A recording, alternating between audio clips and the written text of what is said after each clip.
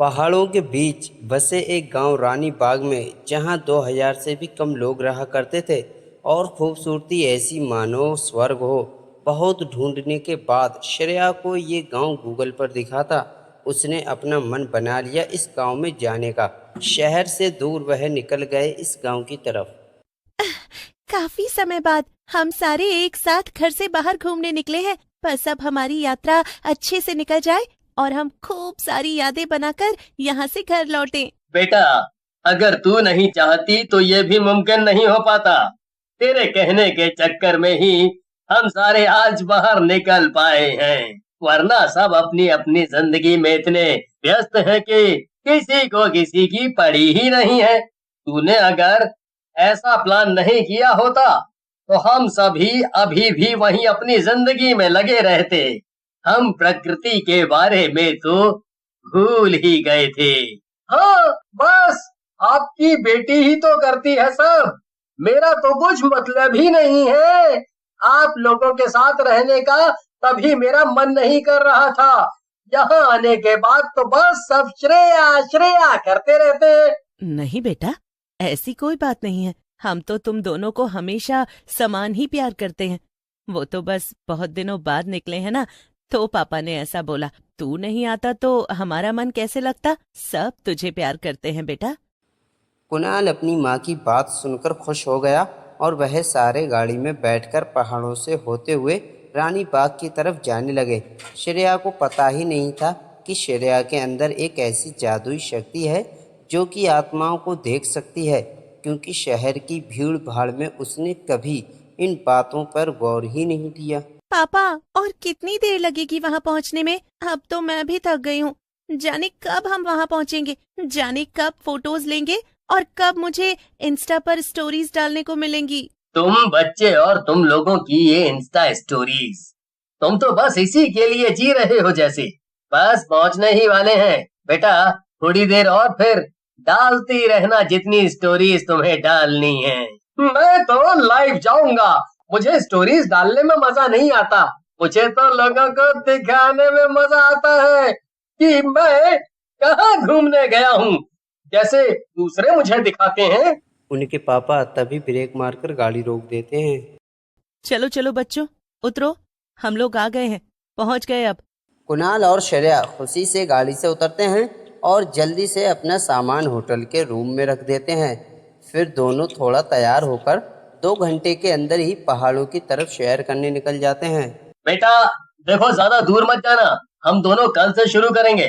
दोनों अपना ध्यान रखना और समय से घर वापस आ जाना। हम यहीं होटल रूम में हैं। अपना फोन ध्यान से रखना। और कोई भी दिक्कत हो तो हमें फोन कर देना, हम लोग आ जाएंगे। ये जगह नई है, यहाँ कोई बदमाशी नहीं करनी है और मिलकर रहना दोनों भाई बहन। ठीक है माँ, इस बात का ध्यान रखेंगे। इतना बोलकर श्रेया और कुणाल घूमने के लिए निकल जाते हैं। रास्ते में उन्हें बहुत सारे पहाड़ दिखाई देते हैं। आह, ये जगह तो बहुत ही सुंदर है। हमारा फैसला बहुत सही था यहाँ आने का। तुम्हें क्या लगता है कुणाल, हमने सही किया है ना? हाँ, ये ऐसी जगह मैंने कभी देखी भी नहीं थी। ये सब तुम्हारी वजह से ही हुआ है। सॉरी, मैं गाड़ी में तुम पर चिल्लाया। और थैंक यू, तुम हमें यहाँ लेकर आई हो। थोड़ी दूर जाने के बाद उनको एक नदी दिखाई देती है। उस नदी के किनारे पर एक बेंच लगी होती है जहाँ पर एक लड़का बैठा होता है, बहुत उदास, परेशान और शांत। कुणाल तो इधर उधर घूम रहा था, लेकिन श्रेया की नज़र उस लड़के पर पड़ती है और उसके पीछे खड़ी एक चुड़ैल पर भी, जो अपने घोड़े पर बैठी होती है। श्रेया ये देखकर डर जाती है, लेकिन झट से फ़ोन निकाल कर उसकी फ़ोटो लेती है। इतनी सुनसान जगह पर नदी किनारे ये लड़का क्यों बैठा है? चलो चलकर देखती हूँ और पूछती हूँ आखिर बात क्या है और उसके पीछे कौन है। श्रेया उस लड़के के पास चली जाती है और बेंच पर उसके साइड में जाकर बैठ जाती है, लेकिन वह लड़का फिर भी कुछ नहीं बोलता और फिर उठकर वहाँ से जाने लगता है। श्रेया फिर से एक अजीब सी बात पर गौर करती है। वह चुड़ैल और वह घोड़ा भी उसके पीछे जाने लगते हैं। ये क्या अजीब सी चीज है? ऐसा तो मैंने पहले कभी नहीं देखा। ये लड़का कितना बेफिक्र घूम रहा है। श्रेया को दिखाई देता है उस लड़के के पीछे जाती हुई घोड़े पर बैठी एक बहुत ही डरावनी चुड़ैल, जो गुस्से से घूमकर उसे ही देख रही थी। दोनों उस लड़के के पीछे लेकिन उस लड़के को इस बात से कोई फर्क ही नहीं पड़ रहा था। लड़का चुपचाप आगे चले जा रहा था। कुणाल, जरा इधर तो आना। वो देखो, तुम्हें कुछ दिखाई दे रहा है क्या? हाँ, दिख तो रहा है, एक लड़का जा रहा है, इसमें क्या बात है? श्रेया को ये बात समझ नहीं आ रही थी कि कुणाल उस चुड़ैल और उसके भूतिया घोड़े को क्यों नहीं देख पा रहा है, और आखिर में वो लड़का कौन है जो चुपचाप ऐसे चले जा रहा है। श्रेया कुछ बोलती नहीं है और चुप होकर वहीं सोचती रहती है। श्रेया को एकदम से होश आता है और वह बोलती है, हाँ, हाँ, चलो चले। श्रेया घर आ तो जाती है, लेकिन उसको वही लड़का याद आता है। उसके बाद वह सब सो जाते हैं, लेकिन अगली सुबह सब फिर से घूमने जाते हैं। घूमते हुए श्रेया को फिर से वह लड़का नजर आता है, जिसके पीछे वही चुड़ैल भूतिया घोड़े पर बैठकर घूम रही होती है। क्या वो लड़का सच में नहीं जानता कि उसके पीछे घोड़े पर बैठी एक चुड़ैल घूम रही है? श्रेया पत्थर उठाकर उस चुड़ैल की तरफ मारती है, लेकिन वह चुड़ैल पत्थर को पकड़ लेती है और श्रेया की तरफ आने लगती है। आज तुमने मुझे पत्थर मारा, आज मैं तुझे छोड़ देती हूँ, लेकिन अगर कभी फिर से इस लड़के के आसपास दिखी तो मैं तुझे मार डालूंगी। चुड़ैल इतना बोलकर रुक जाती है और वह भूतिया घोड़ा श्रेया के ऊपर दोनों पैरों से हमला करता है, जिसकी वजह से श्रेया नीचे गिर जाती है। ये देखकर श्रेया के माँ बाप और कुनाद भी वहाँ आ जाते हैं। क्या हुआ बेटा? ऐसा लगा मानो तुझे चक्कर आया हो। तू ठीक तो है ना? माँ, आपको दिखाई नहीं दिया? मुझ पर किसी ने हमला किया। क्या कोई उसको नहीं देख पा रहा है? श्रेया की माँ उसकी बात सुनकर डर जाती हैं। उनको लगता है कि उनकी बेटी के ऊपर किसी भूत का साया आ गया है। मुझे लग रहा है कि तुझे किसी तांत्रिक को दिखाना होगा। तुझ पर कोई भूत हावी हो रहा है।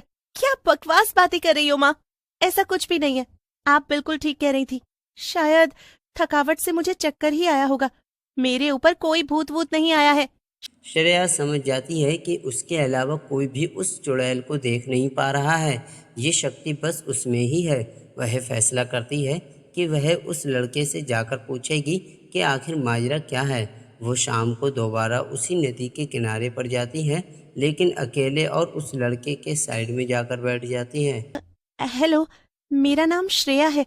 आपका नाम क्या है? मैं इस जगह पर नई हूँ। हेलो, मेरा नाम धीरज है, मैं यहीं रहता हूँ। लेकिन जैसे ही धीरज अपना हाथ श्रेया की तरफ बढ़ाता है, अचानक से बहुत तेज आंधी चलने लगती है और श्रेया पर वह चुड़ैल हमला कर देती है। वह श्रेया को पकड़कर घसीटने लगती है। श्रेया घोड़े के पीछे घिसट रही होती है। ये सब देखकर धीरज बहुत डर जाता है। अब श्रेया खून खून हो जाती है और धीरज एकदम से बहुत तेज चिल्लाता है। धीरज की आवाज़ सुनते ही सब कुछ शांत हो जाता है। चुड़ैल और उसका घोड़ा रुक जाते हैं। धीरज श्रेया के पास जाता है और उससे पूछता है कि आखिर ये सब क्या है। मुझे भी नहीं पता ये सब क्या हो रहा है। मैंने हमेशा तुम्हारे पीछे एक चुड़ैल और उसके भूतिया घोड़े को देखा है, लेकिन शायद सिर्फ मैं ही उसको देख सकती हूँ। जब मैं कुछ पता करने की कोशिश करती हूँ तो वो मुझे मारती है। धीरज श्रेया की बात सुनकर बहुत रोने लगता है। उसको बात समझ नहीं आती है और वह कुछ पूछने वाली होती है कि तभी धीरज खुद से ही बोल पड़ता है। वो कोई चुड़ैल नहीं है, बल्कि वो मेरा प्यार है, मेरी नेहा। कुछ समय पहले मैं, नेहा और उसका घोड़ा पहाड़ों में घूम रहे थे, लेकिन हम नीचे उतरे तभी बहुत तेज बारिश होने लगी, जिससे नेहा और उसका घोड़ा फिसल कर खाई में गिर गए और मुझे लगा था वो मर गई है। लेकिन देखो, वो आज भी मेरे साथ, मैं हमेशा उसे ऐसे ही प्यार करूंगा। धीरज की ऐसी बातें सुनकर उसके पीछे खड़ी चुड़ैल रोने लग जाती है। अचानक ही उसमें से एक बहुत चमकती हुई रोशनी निकलती है, जिसके साथ ही वह कहती है, मुझे लगता था धीरज मुझे भूल जाएगा, इसीलिए मैं यहाँ से नहीं जा पाती थी। लेकिन आज तुम्हारी वजह से मुझे पता चला वो भी मुझसे उतना ही प्यार करता है जितना मैं उससे करती हूँ। मैं तुम्हारी हमेशा आभारी रहूंगी। इसके साथ ही श्रेया की सारी चोटें भर जाती हैं। वह धीरज को बताती है कि नेहा अब जा रही है। अब धीरज भी नेहा को देख पाता है। नेहा मुस्कुराकर देखती है और हमेशा के लिए गायब हो जाती है। उसके बाद श्रेया खुशी खुशी लौट आती है और धीरज भी मुस्कुराना सीख लेता है।